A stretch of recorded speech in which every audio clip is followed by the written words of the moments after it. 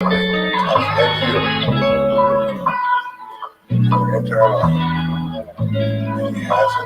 two. Good evening once again.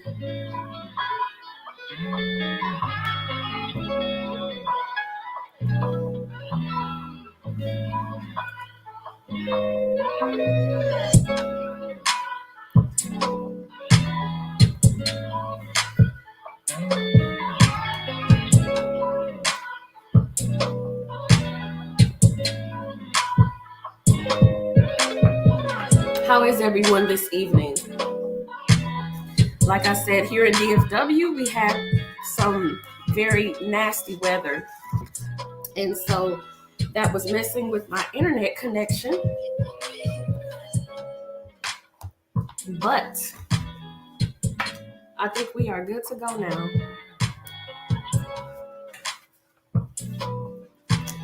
And of course, for those of you who are asleep, good morning when you see this.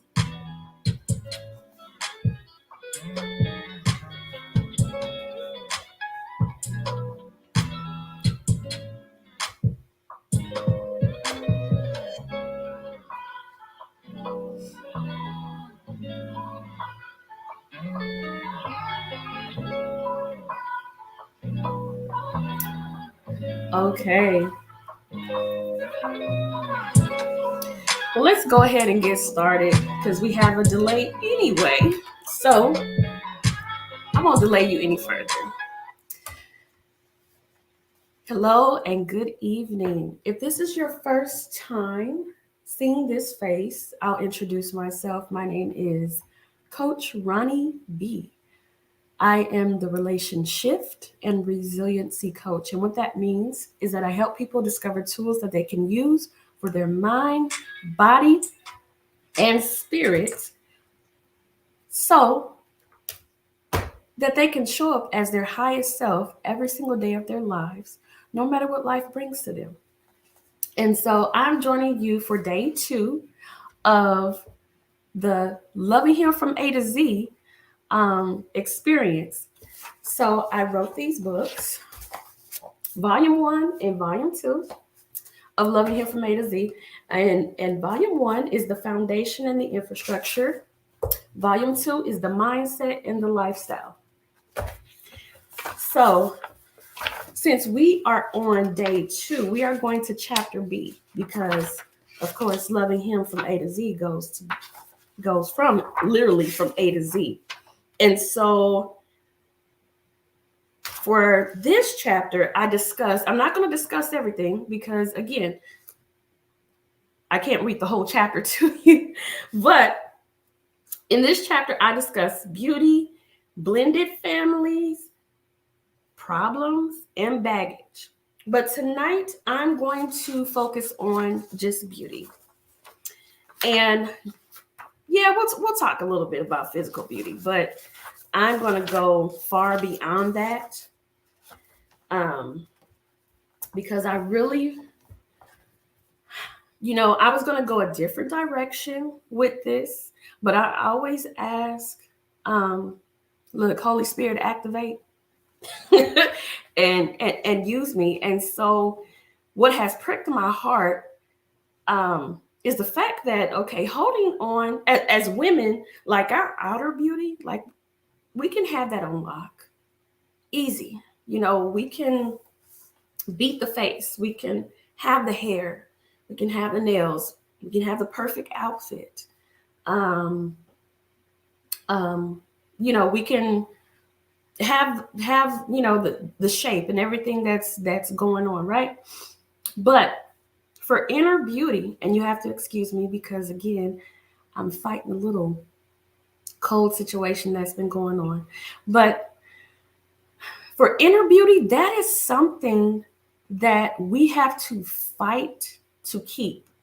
Now, you're probably asking yourself, well, how am I fighting to keep my inner beauty? Like, how does one fight to keep their inner beauty? And not only that, why is there a fight to keep the inner beauty? Well, first and foremost, we all know that If you've been through one. If you haven't been through one, that's wonderful. But if you've been through divorce, if you've been through any type of ugly breakup or whatever, we already know what type of battle scars that can bring, that can what that can leave you with. And I really do think that when we first like fall in love with somebody, I don't care if it's like that young love, puppy love, or whether it was the first, love of our lives, or what have you. We love from a very pure place. We love from a place that's not wounded. We love from a place that haven't, hasn't experienced disappointment. We love from a place that is almost magical, because we have like infinite possibilities of what we can be with this person and what we see with this person and who they are to us. But, in a divorce situation or breakup, what have you, there are some things that can change within us to where that inner beauty, and I'm just talking to women, but men, you have to understand too. Of course, there's a role that you may play in this, but it's essentially up to us in order to regain that inner beauty that is sometimes stolen from what we experience, being hurt, being wounded, um, being let down. And so that's a little bit of what I'm going to talk about tonight. But first, let me go to page 29. And I'll just read just a few things that I highlighted just from a few pages, and then we'll just have some dialogue, just have some talk. Excuse me, my voice is so raspy, but we're gonna get through this. Okay, so page 29.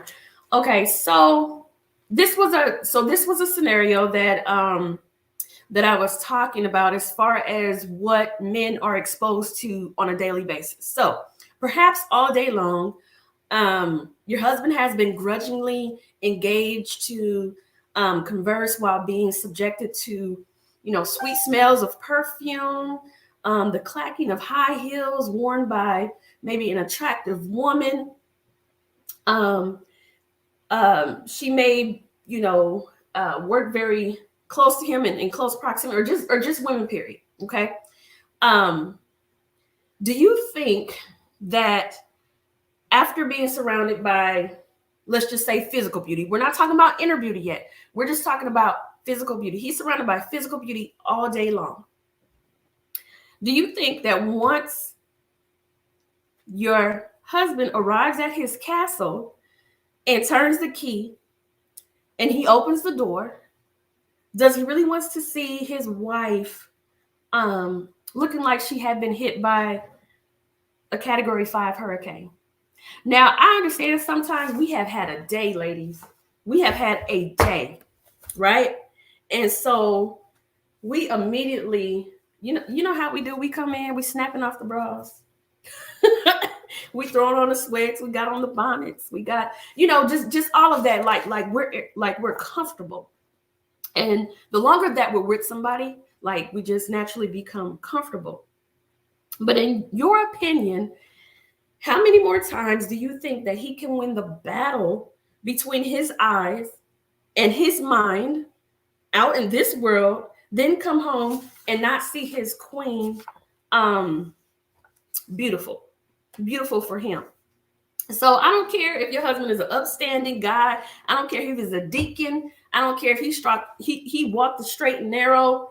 He's not blind. Okay? He is not blind. And for us, that is something that we have to be cognizant of. But that is what that's not it. How am I trying to say this? Okay. Your outer beauty is one thing, but that doesn't hold his attention all the time. And so you're probably wondering, okay, my outer beauty doesn't hold his attention all the time. then what will hold his attention? What will um win the affections of his heart all the time, even when I am looking crazy?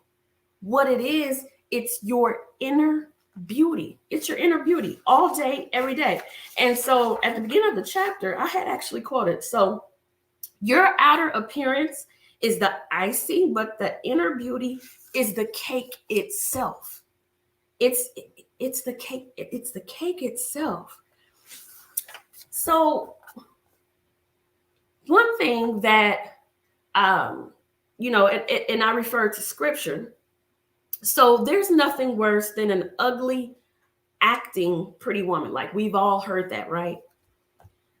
So greeting your husband each day with a joyous mindset is the core of his continual existence within you.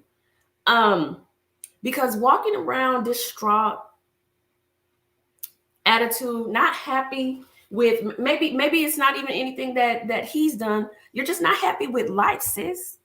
You're not happy with your position in life. You're not happy with some family stuff that's going on. You're not happy with yourself. You're not happy. You're just not happy, period, with yourself. And so that starts to reflect,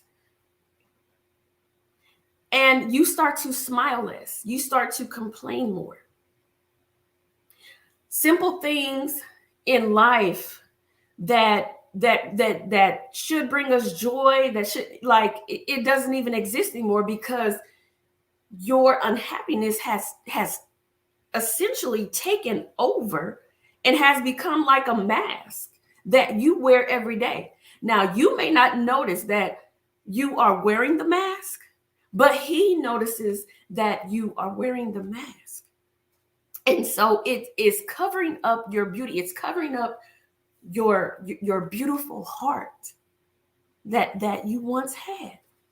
And so Peter 3:4-6, and I think I'll just read 4 probably, but it says, rather it should be that of your inner self, the unfading beauty of a gentle and quiet spirit, which is of great worth in God's sight. For this is the way the holy women of the past who put their hope in God used to adorn themselves. They submitted themselves to their own husbands. And I'll just stop there. I read 4 and 5. I'm not going to read 6. But what I really want to say, because I see posts, I hear the conversations, and I hear almost like a power. There's like a power in saying, yeah, I used to be this way, but I'm not going to be that way anymore because I was ran over. I was dragged through the mud. I was treated wrong. I wasn't appreciated when I was that person. And you were a sweet natured person. You were a giving person. You were a kind person. You were a thoughtful person. You were intentional. You were selfless. Like all these things, like great things, right?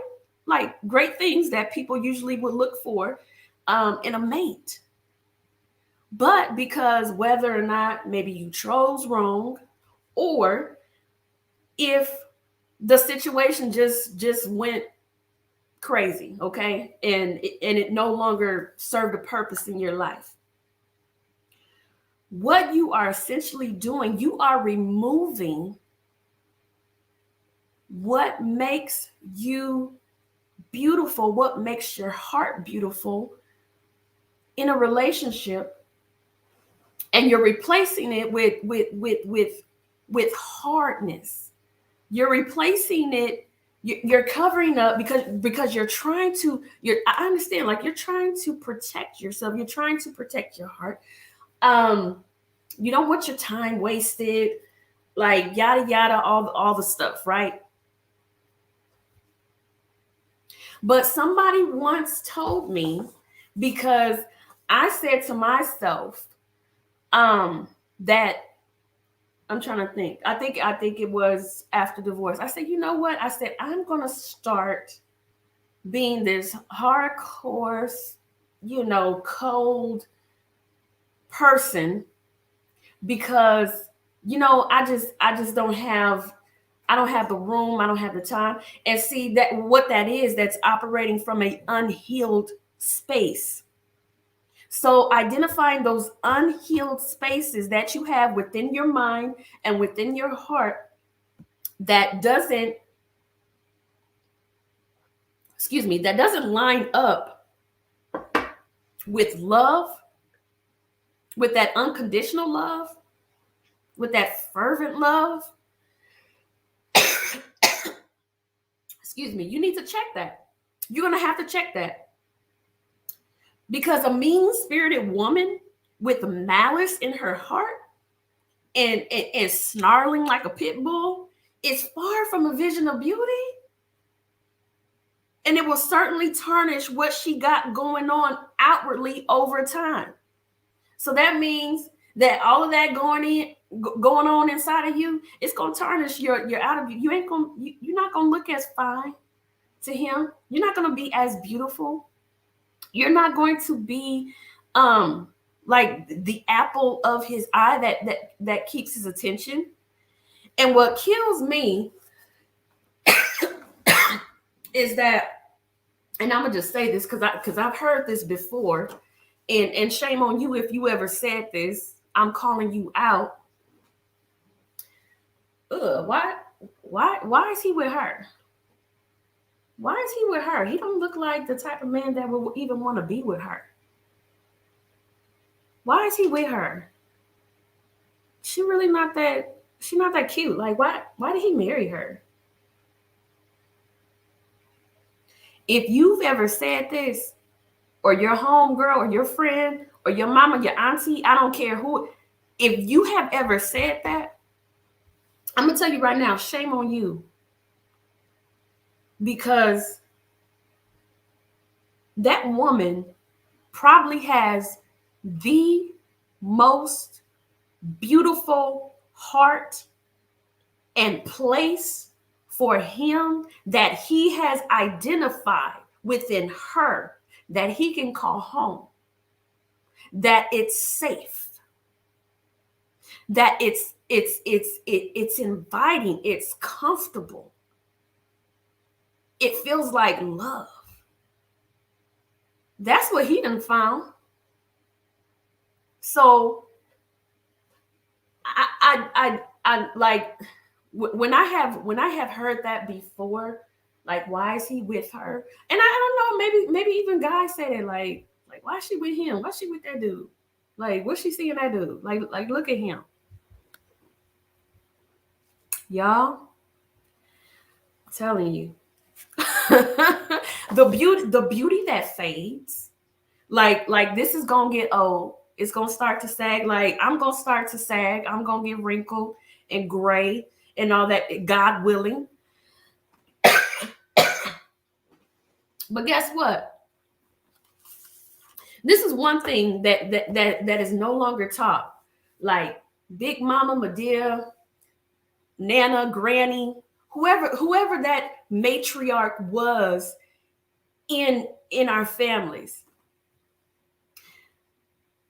One thing that she did that we're not teaching the younger generation is to truly how to stay how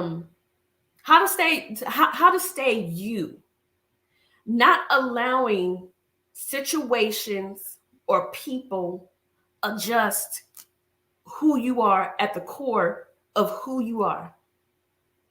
Like, now I think we're just more flexible. We're just more flexible, and we will allow somebody to adjust us. And sometimes those adjustments are painful. Sometimes those adjustments don't even feel right. Like, really, like your whole soul, like your heart needs to go to a chiropractor and get back cracked right and get back cracked in place, because your position at the core of who God has created you to be, which is this wonderful, loving, beautiful, giving, kind um um person that deals with people with grace and everything. um you can't allow life to change you like that. Like you cannot.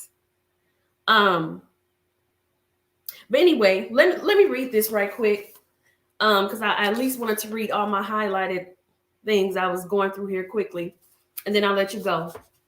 So a simple smile, a pleasant tone, or an inviting nature can do so much for his soul. But the opposite of that is toxic. I'll read that again. A simple smile, a pleasant tone, or an inviting nature can do so much for his soul. But the opposite of that is toxic. Is your household toxic? Is your heart toxic? Is what comes out of your mouth toxic? Is how you act and present is how you interact. Is it toxic? Because we always talk about toxic relationships in dealing with narcissists and all this other stuff, but truly and honestly, toxicity um can live in you and start to multiply in you, and develop like all these, like cells, we'll just call them cells, to the point where like everything is toxic. Like when you walk into the room, it just becomes immediately toxic. And that is not beauty. That is not something that is going to keep him around. That is not something that he wants to come up and hug on and love on. That is not something that he wants to talk to open up and talk to. But anyway, okay, let me continue. So toxic meaning the negativity, complaining, constant reminders of wrongdoing, and essentially expressing your disdain for something in an abrasive manner. So it all breeds and infects, causing similar responses in others. In other words, he perceives this as inadequacy and rejection. When your husband feels inadequate and rejected, whew, my, you got some problems on your hands, sis. You just do. You do. Now that's a whole discussion for another night. It really is. I can't even get into that, because that's a layered conversation right there. Inadequacy and rejection. You talking about a combo that could tear a man down? That would be it. That would be it right there. And it provokes a defense mechanism within him, or worse, it turns him off mentally towards you. It turns him off. It turns him off all the way down, all the way off.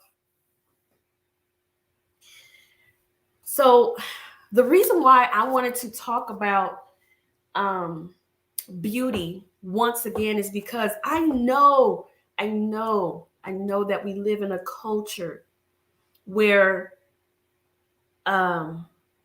outward beauty is something that is highly valued. I mean, when we listen to certain shows and different things, I'm not gonna call anybody out, but rating, okay, what do you look like, this and that and the other. Okay, well, I guess that's for a different type of man. But your regular average man, yes, he wants outward beauty. He wants to be attracted to you, because otherwise there's so much else to be attracted to, he wants to be attracted to you. He wants to think about you. He wants to have you on his mind.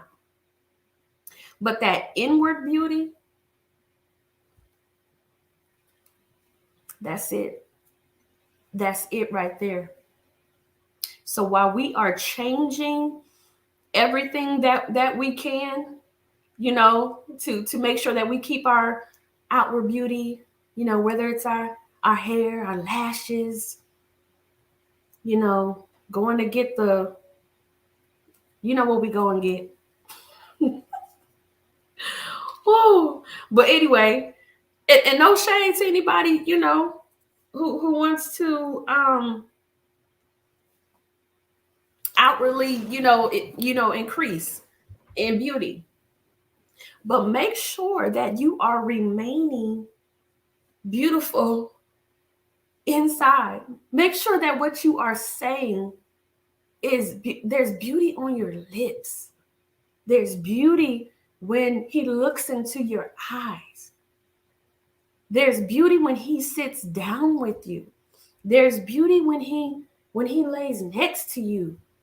There's even beauty when there is where maybe he has failed, maybe he has missed the mark. But there's beauty in the acceptance of, you failed, but I support you, but I got your back, but we in this thing together. I believe in you. That's beauty. Anyway, I'm going to end this for tonight. My voice is just about to give out. I'm surprised my internet, thank the Lord that it stayed connected, because I had to come back on here. But anyway, tune in tomorrow. Once again, we're going to go to chapter C, baby. We're going to go to chapter C, loving him from A to Z. And in C, let's see, we talk about competing, communication, conquering, creating, and being cooperative. What should I talk about, y'all? Should I talk about being cooperative or being creative, like creating? And you'll see. I'll figure it out. I'll figure out what I want to discuss. But anyway, if you haven't gotten this book, get this book, Volume 1 and Volume 2. There's some great nuggets in this. And you know what? What's so crazy about it? I'm going to share something. This is for free. This is extra, y'all. So when I first thought of this idea to go live and just talk about pieces of the book, it wasn't with the intention of, oh, Ronita, let's get some sales. No. This was more so about the fact that you know how you might have a great idea and there's something that will come up and say to you, don't do that. Ain't nobody gonna listen. Don't nobody need that. Don't nobody need to hear that. That's outdated. That's old-fashioned. Like, all of those thoughts came to my mind because I know that some of this stuff that I talk about is not popular, because there's other things that are trending. But guess what else is trending? Divorce. Divorce is trending. So I think that we do need to revisit some of these traditional principles, but not only traditional, just being cognizant, because it's different. It's a different time. It's a different age. And so there are so many things that motivate us. Go here, do this, be that, begin this, forget that. But one thing that we as a people, and I'm speaking for Black history, what we have to do, need to do, and remember is that family is everything. Family is everything.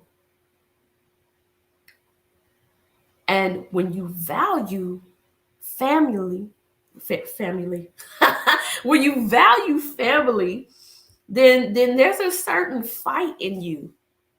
There's a certain fight. Now there's some things that you just have to put a put a nail in the coffin, just be like, okay, I'm done.